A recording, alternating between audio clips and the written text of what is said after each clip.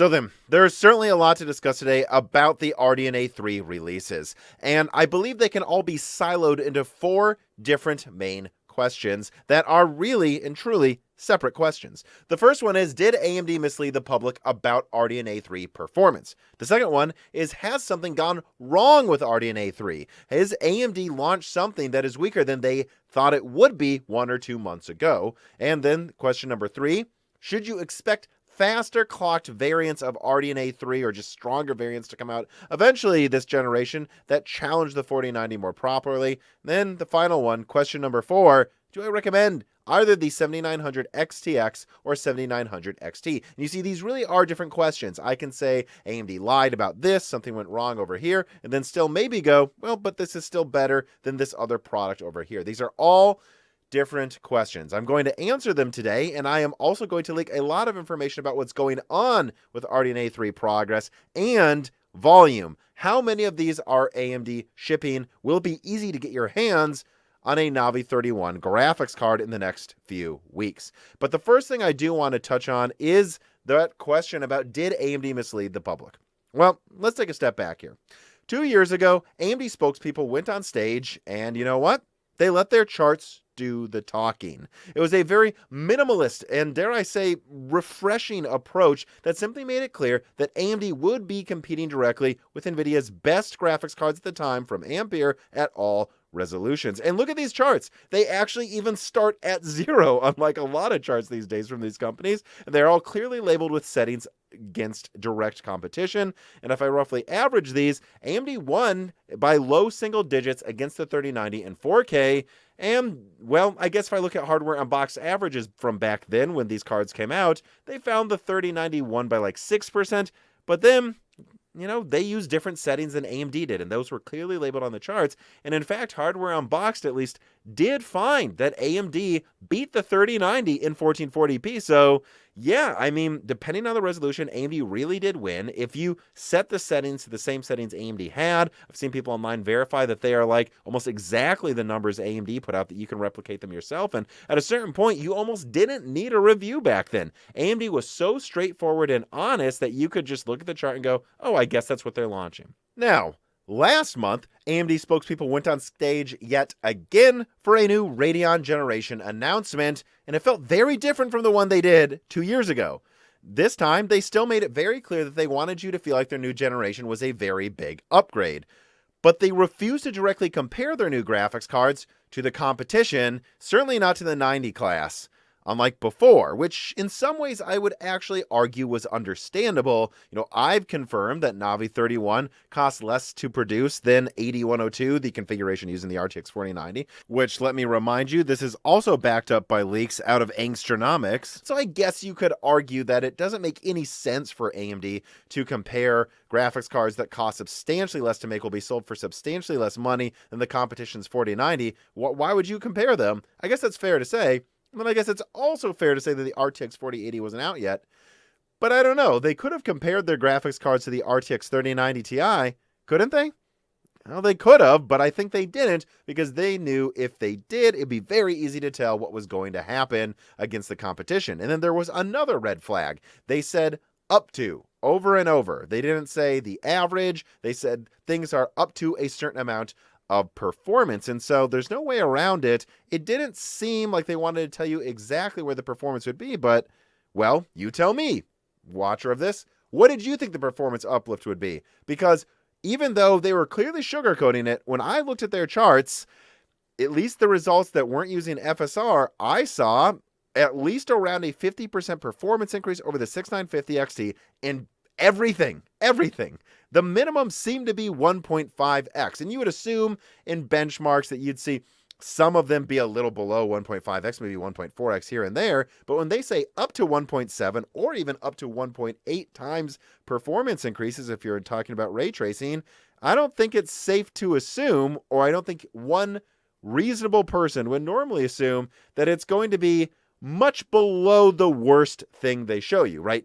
Why would you assume the average performance is below the worst case scenarios they're showing in their announcement, especially when you consider how honest the 5700 XT and 6900 XT announcements were 3 and 2 years ago.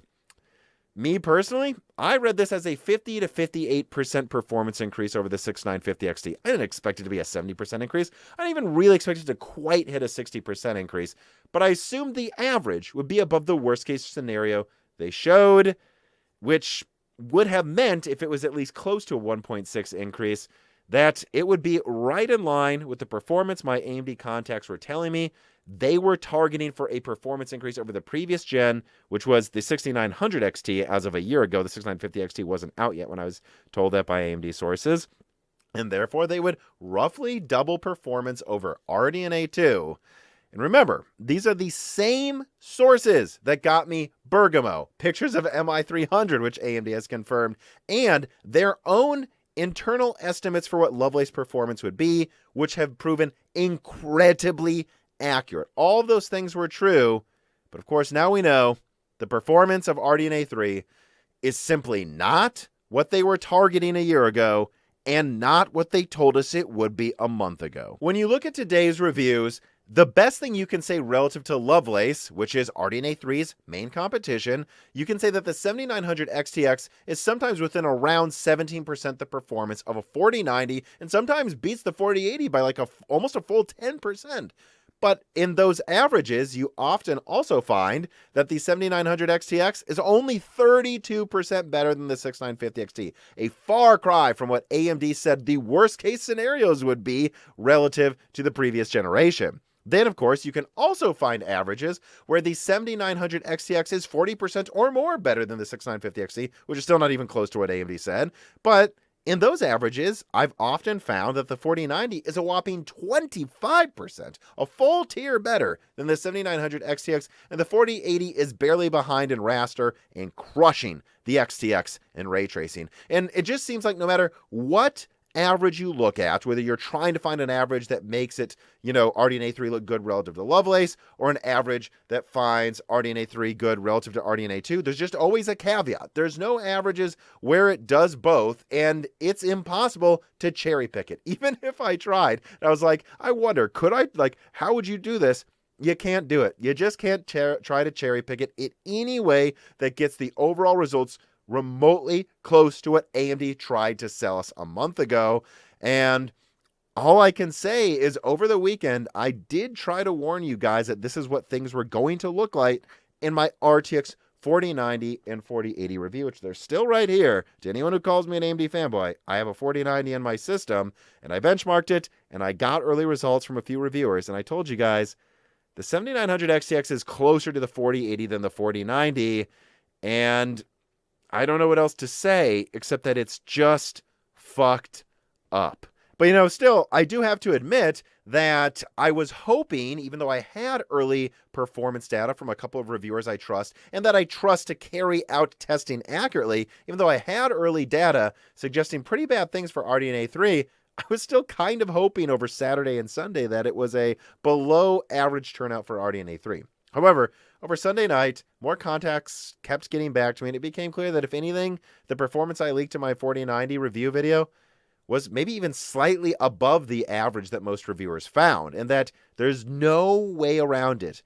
AMD lied to us a month ago. Whatever their RDNA 3 targets were, whatever they release in the future, which again, like I said, these are separate questions. Could faster clocked, stronger cards be coming for RDNA 3? I actually think they could be. And I think maybe eventually they could get close to double the performance of a 6900 XT in the future. But that's the future. Those are separate questions. And I will get to them later in this video. I actually have a lot to leak.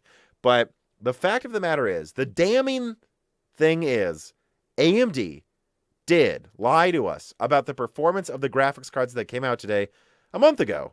And while I was getting mad Sunday night, eventually I just went, you know what? All there is to say is, you got me, AMD. You got us. You lied to us. Congrats. But we still know the results before the cards go on sale.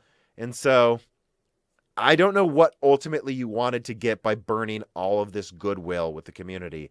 But I suspect I can speak for a lot of people watching this when I say, Radeon, you really have burned a lot of goodwill this time around. And when I look back at how accurate and honest your RDNA 1 and RDNA 2 reveals were, I have to say that this isn't something that's going to be easy for you to get back. You know, I could faint rage and yell and get mad, like, and like say AMD's evil and turn into an AMD hater channel, like frankly I think a lot of other tech tubers have done anytime something like this goes on. But I'm not going to do that. I'm not going to become an AMD hater. I'm not going to start screaming and getting mad. I'm just going to say what I think is probably the worst thing I could say to AMD, which is that AMD, you used to kind of have the benefit of the doubt in a way Intel and Nvidia didn't have. A lot of people saw your hardware reveals as being more honest than the competition. You lost that. That was something that was hard for you to get, and you're never getting it back.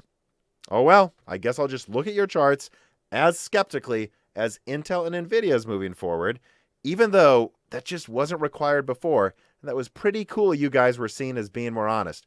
But at this point, this is such a misrepresentation of performance.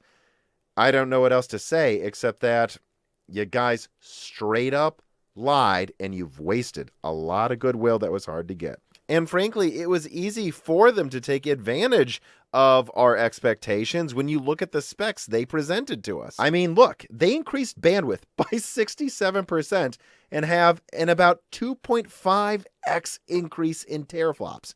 I was certainly never one of those channels that told you that they were going to triple or quadruple performance, and I always thought that was an unrealistic thing to expect. But this, something went wrong, and clearly AMD tried to cover it up as long as possible, but ultimately to no benefit to them, I believe. And I want to talk about that other stuff then, because I did get some AMD contacts of mine, ones that gave me some pretty legendary leaks a year ago, actually, that usually haven't been as communicative lately. They actually opened up today, and I want to talk about what's probably going wrong with RDNA 3. I want to talk about if I still recommend any of these graphics cards and if stronger ones are coming out. And then I also want to leak the volume for RDNA 3, like if you do end up wanting one of these cards, how many of them will be on the market in the next few weeks. But first, an ad from a sponsor.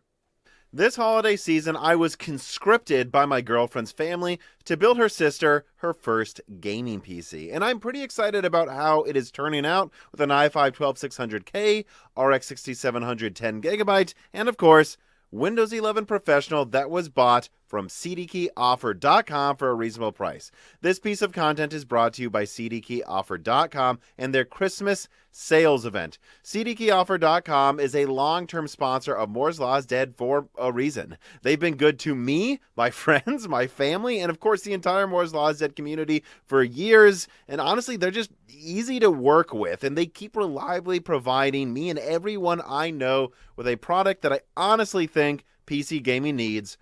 Fair pricing on Microsoft software and other products. And that includes Microsoft Office Professional 2021 that I'm excited to surprise my girlfriend's sister with the knowledge that her PC will come pre-installed with Microsoft Office 2021 Professional. And it's because it wasn't that expensive to get from cdkeyoffer.com. If you need reasonable pricing on Microsoft software this holiday season, and I would assume anyone building a PC this Christmas does, then make sure you use offer code BROKENSILICON for 25% off software, Moore's Law for 10% off physical products that they sell from their website now, and Die Shrink for 3% off everything else. Using these offer codes really does help Moore's Law is Dead a lot, and it helps you save money. Go to cdkeyoffer.com today.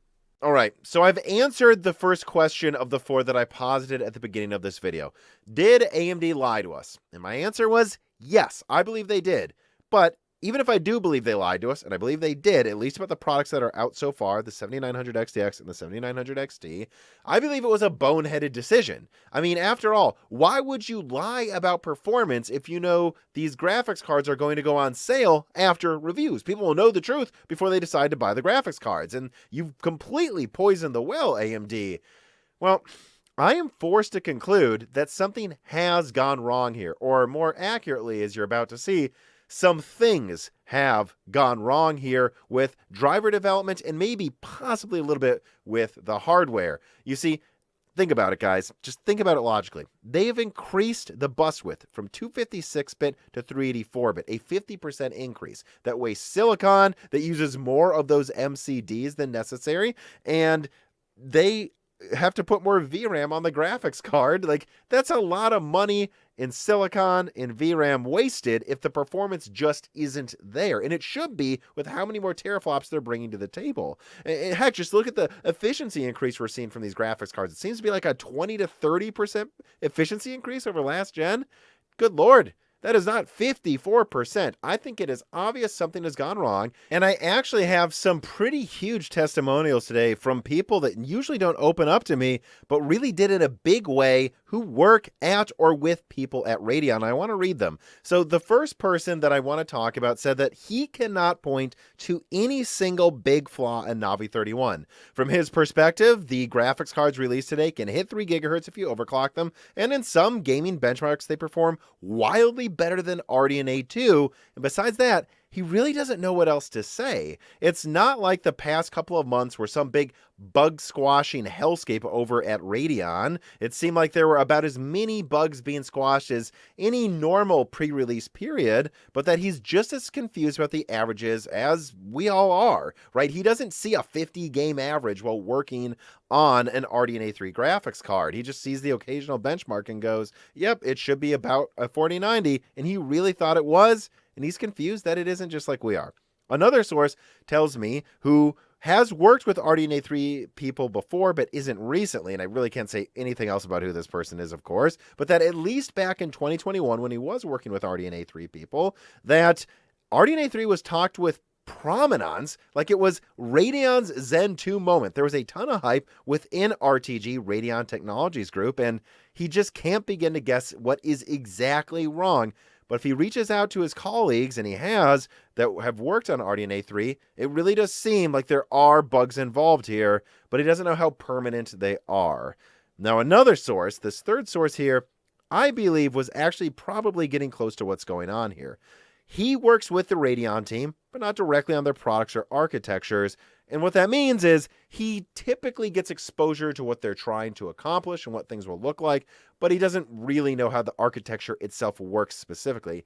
Anyways, though, he says that something has clearly gone wrong here, that these are not the performance targets that were communicated to him a while ago, and that his guess is that there is a series of minor bugs causing performance to be all over the place, and that it's just going to take time to work through these issues in the drivers. He thinks that clearly the potential is there if you look at some specific benchmarks, but that it just isn't realized yet on average. And to be clear, he doesn't think that means you should just go out there and buy things based on potential. And you know, I really don't either.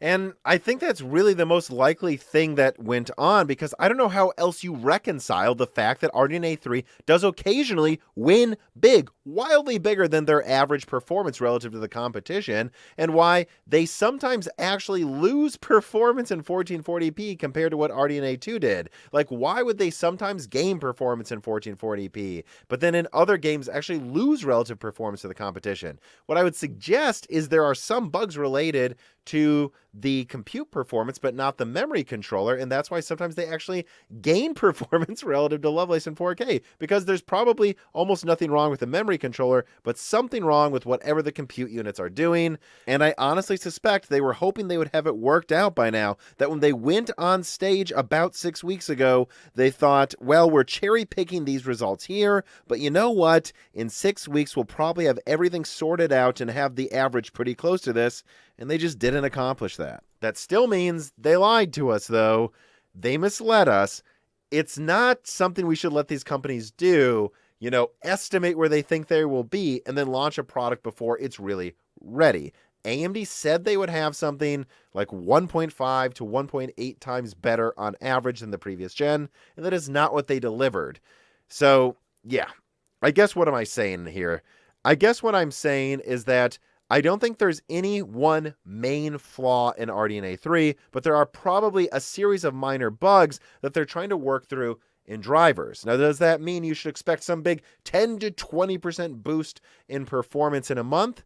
I wouldn't say it's impossible, but I would say it's highly unlikely. If AMD had any indication that they were going to be able to boost performance by double digits on average, even if it took a month or two, I think they would delay the launch of this graphics card. I mean, to be entirely honest, something similar happened with GCN 1.0, the 7970. AMD delayed the 7970 launch to all the way to the very end of December, and it was practically a controlled paper launch, and then they launched things in January when they thought they had drivers to a acceptable level, and even then it took them like half a year to really fully realize the performance of GCN. That's kind of what I think's going on here, but what that means is people shouldn't assume this is something they can just fix overnight, and it may require a retape out of the silicon. It may even require them putting all of these fixes into future architectures, which I'm hearing they do have fixes for them in the future architectures already.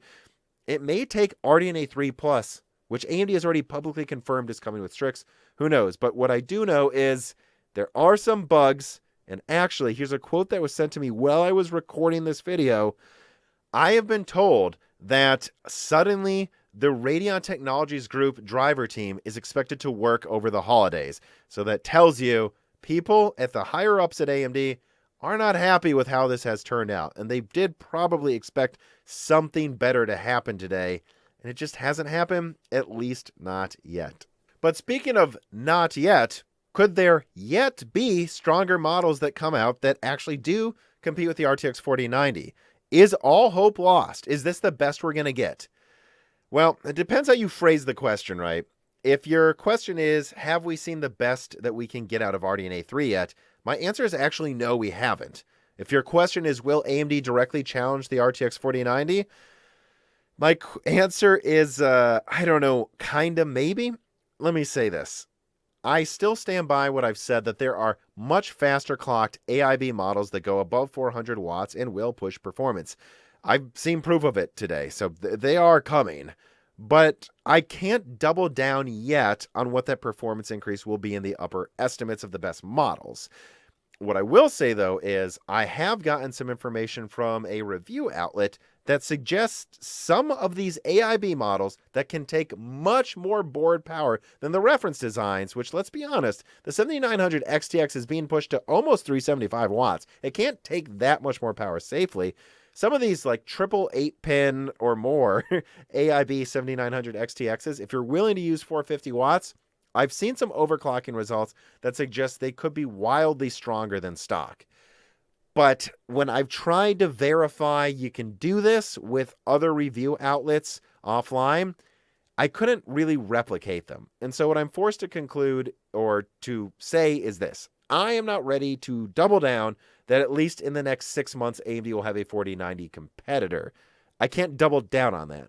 What I can say is there are definitely way faster clocked AIB models, and I do think some of them will push performance like another 10% and get pretty close to the 4090. But the results I saw from one review outlet, which I do trust to do good data, but still seem almost too good to believe for me, is that if you want 7970 grade overclocking, I hope that happens. It sounds like it could, but I want to see it proven by multiple review outlets before I double down on it, because that would just open up a whole other series of videos I need to do on the weird decision-making AMD had with their reference cards. So I'll leave it at that. There are faster models coming. I wouldn't abandon all hope that it even takes RDNA 3 Plus for AMD to have something that, at least in raster, is someone close to a 4090. But know that if that does happen, it's not going to be all models. It will be non-referenced. You're not going to be able to overclock the reference ones this well. And I think it's going to definitely lose in efficiency to Lovelace, even if it does bring very impressive performance. And all right then, that leaves the final question. Do I recommend either the 7900 XTX or the 7900 XT? You see, do I recommend these cards? That's a different question to if I think AMD did something wrong over here, or if I think better products are coming over there, or if there's a bug there. Look, At least with the 7900 XTX, I see it as a solid alternative to the RTX 4080. The 4080 costs 20% more. The 4080 typically loses in raster. The 7900 XTX has 50% more VRAM. The 7900 XTX actually fits within your case. If I recommend the RTX 4090 to ultra enthusiasts who have the money to spend on a graphics card that expensive, and I did say that in my 4090 review, I actually kind of generally gave it a good review, then I have to also recommend the 7900 XTX as a legitimate alternative to the 4090 that actually lets you save an appreciable amount of money without giving up VRAM, without having to deal with a lot of the bulkiness of a flagship card. And I see it as a solid option that the 4080, I feel, never quite gave you. Now, the 7900 XT, though, at least at stock settings, let's see what happens with the insane AIB versions of it. I kind of just see it as a less dumb situation, but a similar one to the RTX 4080. That's not saying much, though, less dumb, when I really hated the 4080 a lot. Look, the 7900 XT is 25% weaker than a 4080, while being about 25% cheaper. Yay? It's really not that much better than a 4080. It is better. It gives you more VRAM than the 4080. It also fits in your case. So those are two pluses compared to the 4080. I do think it's better than the 4080. It is less anti-consumer than the 4080 was. But at the same time, I hated the 4080. So being better than it doesn't say a whole lot. The only real argument I could make for the 7900 XT as a $900 card is that it is basically the most you should pay for a 1440p card before you get into insane CPU bottlenecking. So I guess if you're like a 1440p 240 hertz gamer, then the 7900 XT kind of makes sense, and everything over it is definitely overkill and wasted in 1440p. That's the best argument I can make. And then at least it has enough extra VRAM and it can fit in your case easily enough that it's not a headache to get to know last you a little longer, maybe because of that extra VRAM. But that's really the best argument I can make. Well, besides one more argument for the XT, I think it might actually be easier to buy than the XTX. And that actually gets me to the final thing I want to talk about here, which is volume. Supply. I said in the thumbnail, I'm going to leak to you RDNA 3 supply. Well, first of all, what I would just say is Kyle Bennett on Twitter already pretty much leaked something that sounds dead on to me about how many cards AMD will be shipping. And so those numbers, those are very accurate as far as I'm aware. But I do want to add some context. I believe at least the beginning of those shipments are heavily favoring being delivered to the US. So it may feel like the US is getting slightly more availability than the 4080 did because, oh, they're shipping a similar amount of cards with Navi 31 on day one that the 4080 had on day one. More of them are going to the US than Europe, I think. And so it'll be a bit easier to get in the US. At least it sounds like at micro centers. Now, that is just day one, though. This is a very last-minute rushed launch.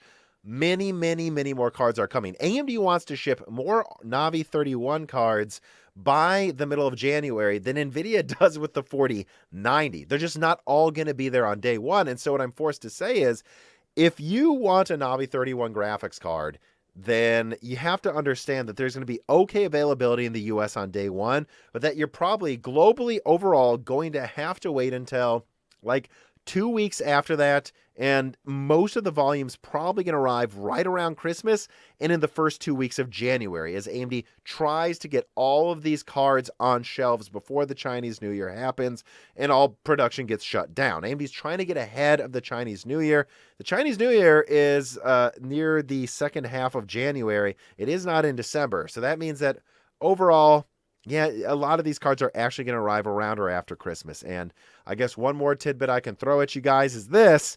It sounds like most of the volume is the XT, which is going to disappoint a lot of people. I don't have an exact number. I've heard a little bit wildly different things, like whether it's somewhere around 60 or 80% of the volume is XT, not XTX.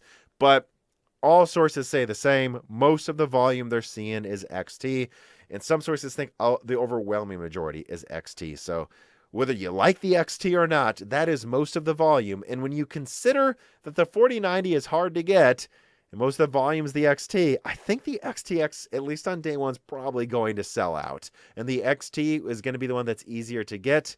even if it's not the one I overall recommend. And so yeah, that's going to just about do it for this exhaustive analysis video answering a whole host of questions about RDNA 3 today. I do believe AMD misled us and lied to us about at least the initial launch performance of their graphics cards, and I believe they knew what they were doing when they did it, but I believe they felt like they were forced to do it when they couldn't quite hit the performance goals they set for themselves that they're still working towards getting to with driver updates as people work on Radeon drivers over the holiday, and that I do think there is still a lot of evidence that faster variants are coming. There's room for highly clocked AIB models that, in conjunction with driver improvements next year, could totally allow AMD to launch, especially something like a 7950 XTX that maybe doesn't beat the 4090 on average, certainly not when ray tracing is turned on, but at least gets pretty close.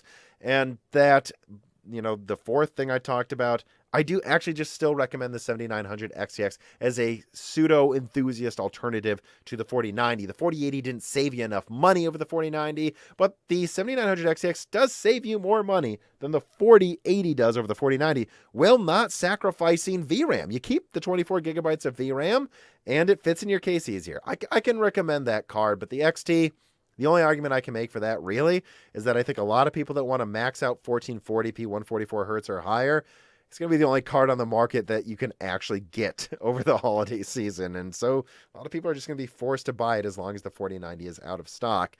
And then, yeah, there's a lot of stock coming of RDNA 3 by the middle of January. Not necessarily on launch day, although the stock isn't horrible in all places. And, I guess the only other thing I want to do then is I want to just put out one closing statement here and say this one more time. Something like this. If you think that I lied about what I knew about RDNA 3, or that I was guessing about its performance, then you have got to admit that you also think I somehow perfectly guessed Lovelace's performance, the pricing of just about every RDNA 2 launch last year, and what MI300 looks like. But I didn't guess those things. And I think this launch is just a perfect example that sometimes no matter how hard you work, sometimes no matter how much you check that all your I's are dotted and that you put a lot of effort into reaching out into as many legitimate sources as possible, sometimes you just end up wrong. And there wasn't a whole lot you could do about it. I don't think any reasonable person, I don't even think you needed sources to see the specs of the 7900 XTX and go 67% bandwidth increase over doubling of teraflops. Even if it was an ampere-like teraflop increase over Turing, this thing should not have been the performance we're seeing today. Something has clearly gone wrong, and I don't know what else to say except that it didn't live up to what AMD said they were going to launch, both to me for the past year, nor to you publicly. AMD clearly lied to us. They did. They clearly lied to us, and they've really burned a lot of goodwill by doing so. But I'm going to tell you this. I have never lied to you guys, and I will never lie to you. I'm always doing my best to accurately portray things like I did with Lovelace and so many other launches. But sometimes, no matter how hard you try, things don't end up well.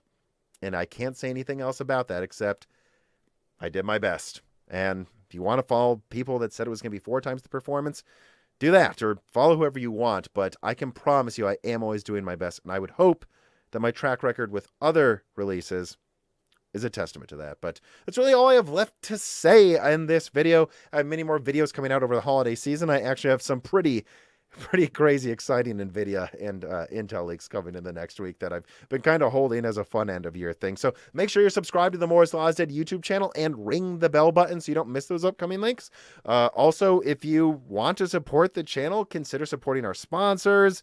Making sure you click the links in the description and get any of the things that are on offer by the people that support Moore's Law is Dead if you need those products. And support us on Patreon if you can. $2 gets you exclusive podcast Die Shrink, the ability to ask us questions. $4 gets the ability to ask questions on every single podcast episode, live stream for free, early ad-free access to podcasts. All of these give you access to the Discord, and there's higher tiers there if you have the extra money. So if you have the extra money, only if you do, please consider supporting us on Patreon. We cannot do this without you. But otherwise, everyone else who made it this far, thank you for watching.